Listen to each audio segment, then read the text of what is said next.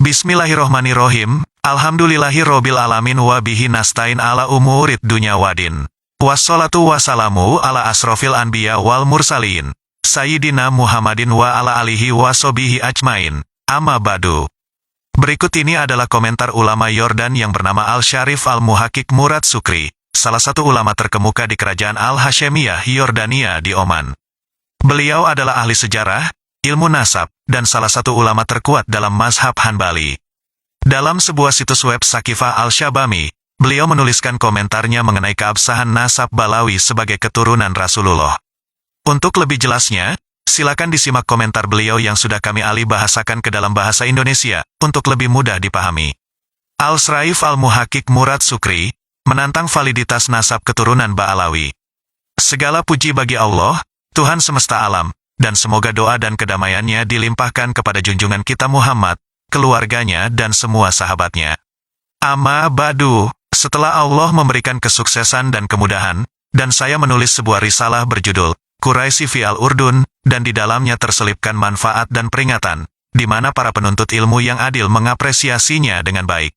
Dan sekelompok orang yang telah membaca risalah tersebut bertanya kepada saya, tentang silsilah keluarga Al-Sakaf yang berada di Oman Jordan, dan mereka mengulangi pertanyaan tentang hal itu, dan mereka bersikeras untuk mengetahui kepastian dan kebenaran dalam afiliasi atau bernasabnya keluarga ini dengan Fatimah putri Rasulullah SAW. Jadi saya memutuskan untuk menjelaskan garis nasab keturunan keluarga Al-Sakaf, dan untuk menginformasikan mereka yang tertarik di dalamnya. Jadi saya katakan, la haula wa la quwata illa billah, keluarga Al-Sakaf dikaitkan dengan Bani Alawi, dan salah satu keturunan Alawi bernama Muhammad bin Ahmad Al-Satiri, menulis sebuah kitab berjudul Al-Mujam Al-Latif, di mana dia menyebutkan marga-marga dari keluarga Alawi, dan dia menyebutkan tiang silsilah nasab kepada mereka.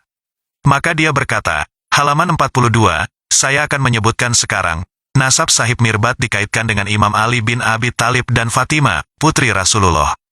Jadi dia adalah Imam Muhammad bin Ali Halik Kasam, bin Alawi, bin Muhammad, bin Alawi, bin Ubaidullah, bin Ahmad Al-Muhajir, bin Isa Al-Nakib, bin Muhammad, bin Ali Al-Uraridi, bin Jafar Al-Sadiq, bin Muhammad Al-Bakir, bin Ali, bin Al-Husain bin Ali bin Abi Thalib. Murad berkata, silsilah nasab ini dilegalkan oleh penulis Al-Mujam Al-Latif, dan ini adalah silsilah palsu, karena beberapa alasan. Alasan pertama, Alama bin Abi Anaba disebutkan dalam kitabnya, Umdat Al-Talib fi Ansab Abi Talib, yaitu kitab yang dijelaskan oleh penulisnya, mengatakan, halaman 128, Majmuat Al-Rasail Al-Kamaliyat, kegugupan saya menggerakkan saya dan jiwa kebapaan saya untuk menyusun sebuah kitab tentang garis keturunan Abi Talib, yang menggabungkan cabang dan asal-usul. Dan dia menggabungkan rimpang ke ekornya, dan orang-orang dapat menyerap ilmu ini dan menyelidikinya. Dan tidaklah meninggalkan satupun manfaatnya, kecil atau besar, tanpa menghitungnya. Saya telah menyampaikan kepada Anda, bahwa Ibn Abi Anaba bermaksud untuk memahami dan membedakan kesalahan dari yang benar.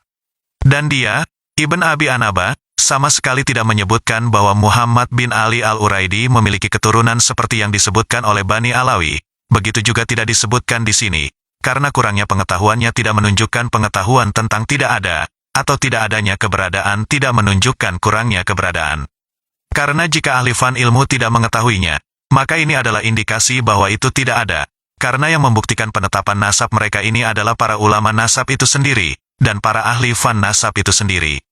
Apa yang tidak mereka temukan berarti tidak ada, apalagi Ibnu Abi Inaba adalah salah seorang penulis abad 9 Hijriah, masa penyebaran nasab Ba'alawi. Alasan kedua, dengan asumsi bahwa Ibnu Abi Anaba ketinggalan untuk mengetahui dugaan kesyarifan X, maka sarjana brilian, Raja Yaman, dan maksud saya Yaman di sini sama, X dan Dofar, termasuk Mirbat Balat Al-Ba'alawi, Bani Alawi, telah menyebutkan dalam kitabnya, Tarafa Al-Ashab fi Marifat Al-Ansab, secara rinci dan meringkas semua asrof Yaman. Dia berkata pada halaman 113, semua silsilah nasab asrof di Hijaz, Syam dan di antara keduanya, telah berlalu dari karya-karya Yaman. Dan raja ini, yaitu Umar bin Rasul, yang wafat pada tahun 696 Hijriah, dan tanggal ini di mana putra dan cucu Muhammad Mirbat tersebar luas, sehingga tidak mungkin terjadi ketidaktahuan mereka jika mereka memang para syarif, terutama bagi Raja Alama, di mana mereka berada di bawah pemerintahannya, yang digambarkan cerdas dan berpengetahuan luas. Penulis, Al-Uqud Al-Luluiyah fi Al-Daulah Al-Rasuliyah, halaman 213-216, juz 1, mengatakan, dan ketika Sultan, semoga Tuhan mengasihani dia, menaklukkan kota Dhofar, seperti yang kami sebutkan pada tahun 678 Hijriah, dan membunuh Salem bin Idris, daerah pesisir gemetar kagum pada Sultan, dan ketika Dhofar ditaklukkan, seperti yang kami sebutkan, terselamatkanlah X. Dan Sultan di sini adalah ayah dari raja yang syarif. Penulis, Tarafa al-Ashab, Yusuf bin Umar, yang dikenal sebagai Al-Muzaffar. Yang dimaksud adalah, bahwa negara Rasuli menguasai seluruh Yaman, termasuk X dan Dhofar, sejak awal abad ke-7. Hal ini diketahui oleh orang-orang yang pernah membaca Al-Uqud Al-Luluiyah fi Tarikh Al-Rasuliyah, di mana Yaman dipimpin oleh beberapa raja dari keluarga Rasulullah, termasuk penulis Tarafa al-Ashab. Dan dia menunjukkan pernyataan yang memuaskan, dan dia adalah raja dari daerah, mengetahui apa yang ada di dalamnya, dan dia adalah seorang ulama yang terkenal dengan kecerdikannya. Selain itu, kemasyhuran silsilah Bani Hashim sudah dikenal masyarakat luas, apalagi raja-raja di kalangan ulama. Sebaliknya, Ibnu Rasul menegaskan, bahwa tidak ada satupun Sarif Husaini di seluruh Yaman, melainkan mereka semua adalah Sarif Hasani yang paling banyak. Sebaliknya, Ibnu Rasul menegaskan, bahwa tidak ada satu Sarif Husaini di seluruh Yaman, bahkan semuanya adalah Sarif Hasani. Dia juga merinci mereka dalam Tarafa al-Ashab dengan detail yang memuaskan, dan bukti ini didasarkan pada daftar para bangsawan di Yaman pada masa keturunan Muhammad Mirbad, kakek Bani Alawi, dari seorang raja ulama ulung, yang di bawahnya terletak daerah-daerah Bani Alawi, dan dia menyebutkan mereka, para Sarif Husaini, menjadi bukti bagi mereka yang melihat, bahwa silsilah Bani Alawi tidak diketahui di Sarafah, tidak diketahui. Alasan ketiga, biarkan anak-anak Alawi setelah pernyataan ini, siapa di antara para imam kontemporer tentang Muhammad Mirbad dan para leluhurnya, sebagaimana mereka menyebutkan silsilah mereka. Siapakah yang menetapkan dari para imam ilmu, bahwa mereka adalah para Sarif Husaini? Yang dimaksud dengan ulama di sini adalah, mereka yang sezaman dengan silsilah nasab sejak awal, seperti ulama abad ke-6, ke-7, dan ke-8, dan bukan mereka yang menulis silsilah nasab dari antara mereka, atau mereka yang meniru mereka dalam hal itu. Mereka sendiri sedang mencari argumen dan bukti untuk apa yang mereka klaim. Jadi pikirkanlah, memang, di zaman kita, yaitu abad ke-15, ada orang yang membuat pohon untuk garis keturunan Al-Hashemi dan melekatkan diri padanya. Jadi apa yang dikatakan kepada orang-orang seperti itu? Ahli ilmu harus menetapkan dari abad ke abad, dari generasi ke generasi pada nasab Al-Hashemi, karena pilarnya adalah kemasyhuran dan penjelasan ahli sejarah dan nasab.